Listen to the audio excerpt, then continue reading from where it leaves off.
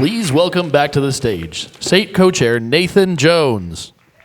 Hey, I'm your sponsor guy today. I'm going to go into and thanking some additional sponsors. Before I do, though, extraordinary job by Lacey. I met her at a TA event a year and a half ago. That was her very first event, first involvement with TA, and 18 months later, she's here on stage at SATE. So I guess the message there is get involved in subcommittees, get involved at the TA board level, get involved at these networking. This is where you meet people, this is where you engage, and I think Lacey's just a great example of what can become of really being passionate and engaging with the TEA community. So, on to our sponsors. Global sponsors, I'd like to thank Falcons Creative Group, Forte Specialty Contractors, HBG Design, InMotion Entertainment, and JRA as well. Along with, we're going to keep going, Craftwork Living Technologies, Mousetrap, Oceaneering, Panasonic, and PCL Construction. Thank you very much to our sponsors for making this happen.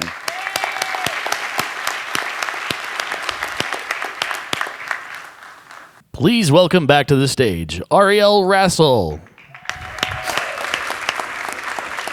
Hey guys, me again. You tired of me yet? No. Welcome back to day 2. Gosh, amazing morning to start off with, and I'm really excited to be back and continue to talk to you today. Today is going to be about feelings, right? The thing everybody loves to talk about, all the feels. Vulnerability, right? We talked about vulnerability yesterday a little bit and the importance of that. Thank you to those of you who participated in our little call to action exercise. I took some time last night to go through your note cards and just wanted to talk about a few that hit on what are often very, very common answers to this question. You get the good and the bad, and vulnerability can feel dangerous to a lot of us. For example, I had someone who actually said vulnerability is danger, it's physical harm, it's death, it's fear. It's the thing I don't like to do. It means that not everything is okay. It means that I'm not in control, but it's not the worst thing either. It's about being honest about your fears.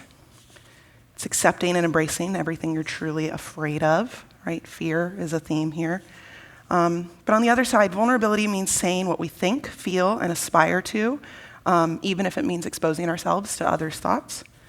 It's being your true, authentic self, despite fear of failure or judgment. Again, authentic self, authenticity. That came up a lot. So, a lot of people think that vulnerability is fear and that it's oversharing. There's fear of retribution or that someone may use that information against you if you're too vulnerable. And other times it means systemic issues, right? It's vulnerable systems or programs that could fail, and that is a really bad thing, especially for those who are in software or engineering. Vulnerable is a bad, dangerous word. But that's not what we're talking about, right? We're talking about interpersonal vulnerability and the good things that come with it: openness, trust, confidence, courage. Those are the things I want to focus on today. Being vulnerable is brave. It takes a hell of a lot of courage to open yourself up to other people. So what does that mean in the workplace? Vulnerability is interpersonal, yes, but not necessarily deeply personal. Being vulnerable with your coworkers doesn't mean sharing every detail of your personal life. We've all got home lives, right? It's maybe you've got trouble with the kids at home. If you're me, maybe your dog's being a brat, right? Like, it's all kinds of things. It doesn't mean having to share every single little detail about that, but it does mean being candid about what's happening in the workplace. It's being open to feedback and change, both of which can be hard. We'll have things going on in our life that we bring with us to work, and that's fine. But to build trust, a certain kind of vulnerability in the workplace is critical. Let's say there's some big changes happening in your office. We work in themed entertainment. Change is often the name of the game. We have international clients. We have contracts that fall through. We have companies that come up or dissolve. Maybe there have been shifts in your upper-level management. Your teams are probably worried about something, and odds are so are you. It's easy to say, I'll put on a brave face and share information only on what you deem is a need-to-know basis, thinking that you don't want to worry your team or burden them with unnecessary information. That's a rookie mistake. It's one I've made, and I've had great talks with my teams about why that's not necessarily the best way to lead by example. And yeah, it's hard to talk about your feelings, but it's necessary. So check in with your teams. A good example of what that vulnerability might look like is you've got a big change happening at work. You call your team into a meeting and spend 20 minutes checking in. Talk about the challenge together. Listen to everyone's answers. Say, hey, I know that this particular thing is happening and it's challenging and it's scary and it's big and I know you're worried about it, but I am too. And that's that moment of vulnerability, right? Saying, I am too, I share your feelings, but don't leave it there. Go on to say, so let's take some time to check in. Let's go around the table. Let's talk about how we feel about this. Share a little bit of where your head's at. And then let's talk about together as a team how we can tackle that and move forward. We're building trust. It's brave. That's great, right? Because trust is so, so critical. Trust means you have engaged employees. Trust helps you empower your employees. Again, it all goes back to that engagement and organizational strength as a whole. All of these go back to emotion. Happiness, healthy, engaged teams, and one of the most vulnerable emotions we can feel is joy. Joy's tough. How many of us have had that moment where we're at work, something goes really well, you have a victory, you open a project, you high-five the guy next to you, and then back to work, right? We're busy, it happens, schedules are insane. Or worse, yeah, the project's open, but you really want to wait and see if it works first before you celebrate, right? You want to get those first GSAT scores back, or you're waiting for that other shoe to drop because half the time it does. But we have to celebrate together. We have to lean into that joy. And skipping that joy instead to just dwell in it is self-preservation, right? If we don't let ourselves be happy, we can't fall, right? We're at that nice neutral numb. But you have to take a moment to lean into that joy and recognize it. A good coach recognizes their players, right? In sports, and I won't get too far into sports because you guys know I'm not that person, really, right? But we have MVPs, we have these moments where we recognize our players and call them out for the things that they do well. And it's important that we do the same thing in the workplace. Recognition programs are proven to boost engagement and productivity. There's a really great study that showed that when they put in a formal recognition program at Intuit, they had a double-digit increase in employee engagement over the first year. At Hershey, their employee satisfaction scores went up 10%. Those of you who run ESAT surveys know that's a pretty big deal. At LinkedIn, their retention rate for new hires went up over 10% for new employees who were recognized at least 4 times in their first year.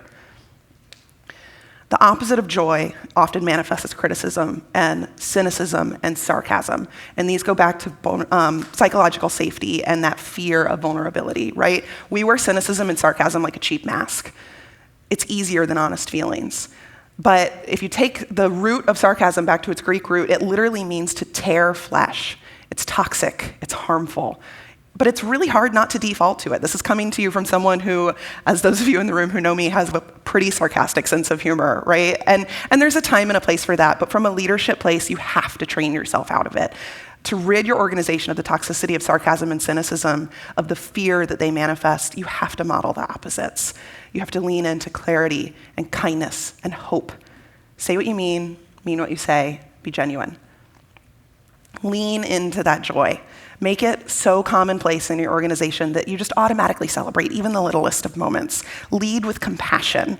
As Brené Brown says, one of my favorite phrases of hers is to rumble with vulnerability, right? Because that tells you that it's not easy, that it takes a little bit of getting out of your comfort zone to do that.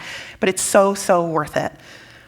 One of my favorite activities is going to be your call to action for this morning, because now you know I like to give you homework, is cultivating not just a culture of coaching, but a culture of gratitude. One of the things I do that many of you have probably seen trending in psychological studies and things is to keep a gratitude journal. Even on my really busy days, I make a point to go home and write at least 1 to 2 sentences about something that happened that day that I'm thankful for.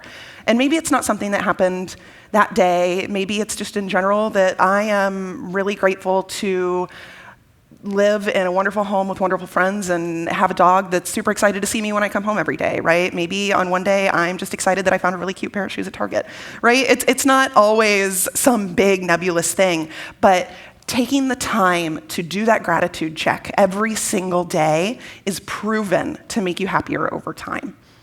You won't notice it at first. It's a long-term effort, right? You're investing in yourself. So Again, y'all hear me talk about Brené Brown a lot. I like her a lot. Read her books. She has implemented a practice that I have taken a note from, and one of the things I do with my production teams now in our weekly production meetings is we end it with a call to gratitude.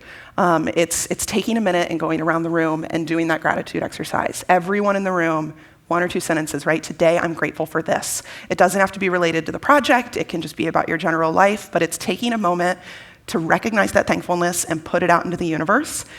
Feels silly at first. It feels like Thanksgiving dinner, right? When you're sitting around and everyone, all right, everybody, let's say a thing we're thankful for. That's a weird exercise in my family sometimes. But it makes a difference when you put it in over time and it becomes practice. So my call to action to you for this morning is at lunch today to take a minute with your table, now that we know, right? We all sit out there with our little tables of 8 or 10, and go around your table, share something you're grateful with. I'll start. I am so thankful to be here with you guys right now on the stage talking about something that lights a fire in me and that I hope is making you excited about making some changes in your organization as well, and that I get to share that with you. So do that exercise, right? Share with your table, share what you're thankful for. Pay attention to how you feel afterwards. I hope it's a little bit better, a little bit happier, a little bit more compassionate, and I hope that you lean into that joy with everything you've got. Thanks. I'll see you this afternoon.